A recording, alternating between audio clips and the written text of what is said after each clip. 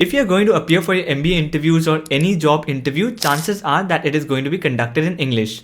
And that is where a lot of students and a lot of people find it challenging, because speaking in English for 30-40 minutes might be intimidating to someone whose everyday language or everyday conversations do not happen in English. So that is something that this video is going to help you on. I will give you a 21-day practical guide which you can follow, and I'm pretty sure if you are someone who knows the basic English and knows basic rules of grammar, then this 21 days should be enough to make you a lot more confident about attending these interviews and speaking fluently in these interviews. And then there's a second category who know basic English but are afraid because they think that they do not have a very fancy vocabulary and are not exceptional orators. So let me clear this myth over here. Especially if you're appearing for MBA interviews, they do not need exceptional orators. And especially if you take my case as well, I'm a very average orator who happened to convert all the IIM interviews, and there are a lot of ahs and oohs in my speeches as well and in my conversations as well. But I was confident about one particular thing, that if these ahs and oohs are not so many that it restricts my flow of thought or it restricts the message that I want to convey to the interviewer, and that I was confident about that I can do that particular thing at least, then it will not become a problem. You just need to be a decent communicator, and you do not need fancy English for this. What you need to have is a good structure in your communication and a good structure to form your sentences. And that is also something that you're going to learn in this particular video, how to structure your thoughts and your language better.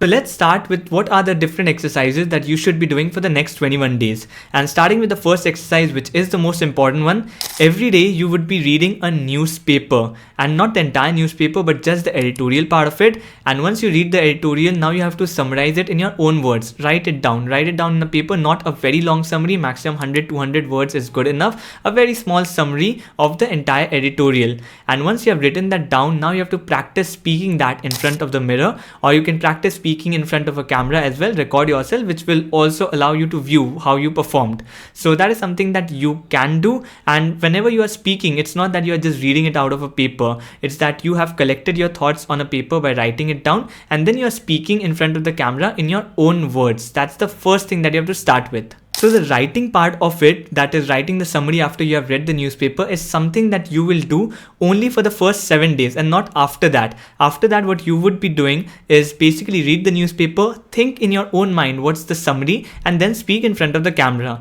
The reason that I've recommended writing for the first 7 days is because when you are writing, you can structure your sentences much better, you can structure your thoughts much better compared to while you are speaking. And that's why the first 7 days will give you enough practice how to structure better.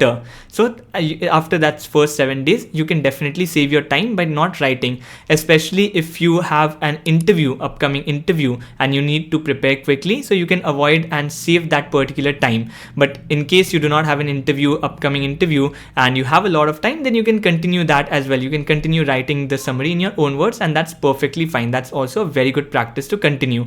So first 7 days, read, write, speak. The next 14 days, read, and then speak in front of the camera. Second exercise is, I will give you recommendation of 10 YouTube videos that would be there in my description. Only thing that you need to do is watch those YouTube videos and keep repeating every word after that particular speaker. These would be famous speakers like Steve Jobs, there's Sundar Pichai, there's Barack Obama, great orators. So what I need you to do is not obviously practice the accent that they speak in. You can speak in your accent, but what you need to do is, after repeating those words, after repeating their lines, you will understand the kind of pauses that they make, how they structure their sentences. These are some things that you will understand, and the only thing that you need to do is just repeat every word. We as humans are still great imitators, and if you just repeat after them every word that they say, you will learn a lot. Next exercise is, I will recommend you 3 TED Talks, and these TED Talks are based on how to speak better English and how to speak confidently. So what you need to do is watch these TED Talks, treat it as an academic class, make notes wherever possible, and whatever theory they are teaching in those particular TED Talks, try to incorporate it in your speech. When you practice your speech, try to incorporate that. No need to follow each and every advice, it's not possible as well, but whatever you think is practical, suits your personality, try to incorporate that part at least. The next exercise I want you to do is think in English. Whenever your everyday language is a different one, suppose it's Hindi, you tend to think in Hindi as well. And that is what I want you to do now. Start thinking in English. Even if you are making everyday conversation in suppose Hindi, but start thinking about the English translations as well in your mind. You need not speak that out, but think about it just in your mind. And for very simple things, suppose you are saying in Hindi that मैं बाहर जा रहा हूँ, then you can just repeat that in English as well. I'm going out. Obviously, you need not do it for everything that you're saying throughout the day, but as much as possible, try to think about those English translations in your mind.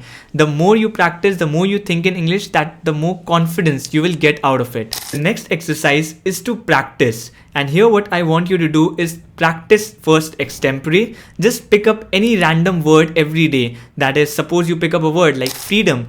Try to give a speech on that particular topic, and it will be just be a 2-minute speech to start with. Try to extend this time as you go ahead, but you can start with a 2-minute extempore. Just talk about that particular topic, whatever comes in your mind, and that's how you will develop a lot of confidence and a lot of presence of mind as well. And also, after a few days, what I want you to practice is practice with another person. And that is something very important, because all of these tips would definitely help you become more confident speaker. But whenever you are talking in front of a person, that is when that hesitation starts coming in, and that is what I want you to let go of before your interviews. You can practice with a friend, you can practice with anyone in your family, you can practice online as well, but try to speak to someone, make conversations in English. And if you can speak in front of people, if you can have those conversations in with different people, then that will help you a lot to avoid that kind of nervousness or to avoid that hesitation which comes in your everyday communication. So if you follow all of these exercises for the next 21 days, I'm pretty sure you would become very confident speakers. But after this as well, I told one more thing. Even if you are very good at speaking, you also need to know how to structure your thoughts and how to structure your sentences better. And that is one aspect that I want to cover as well. Let me give you an example of 2 paragraphs that I've prepared on teamwork. After hearing those 2 particular paragraphs, you will be able to make out which one the interviewer would be able to retain better. So the first one is, when you talk about teamwork, it's like many aspects are there, but not always clear, because you need good leaders but also good followers. And it's about communication but also about understanding each other. Sometimes it's confusing when roles overlap or when people don't know what they should be doing, which makes it hard to work together effectively. Now listen to the second paragraph which I have written on the same topic.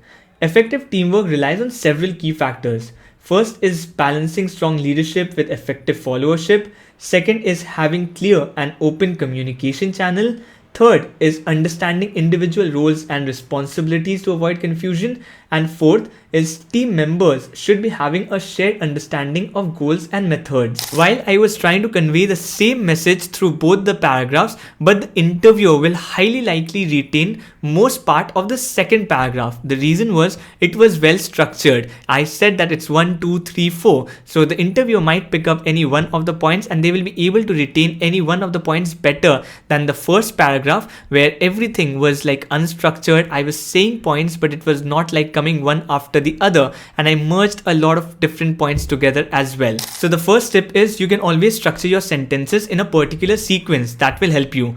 And second is you can always prepare stories about your life, about different situations. Conveying something in the form of stories helps a lot. And there is another framework here. Whenever you are asked to say about something, about your strengths, maybe about some projects that you worked on, always you can structure it using a STAR framework, which is the situation, task, action, result framework. And let me give you an example over here. Suppose the question is, in your previous role, any difficult task or any challenges that you faced? So I can answer this particular question like, in my previous role as a product manager, we faced a significant increase in customer complaints due to a new product feature that was not functioning as intended. This is a situation. The task can be something like, I was tasked with addressing customer complaints, providing solution, and gathering feedbacks. The action is something which you did, and it can be something like, I systematically responded to each customer complaint, offering troubleshooting tips and alternative solution.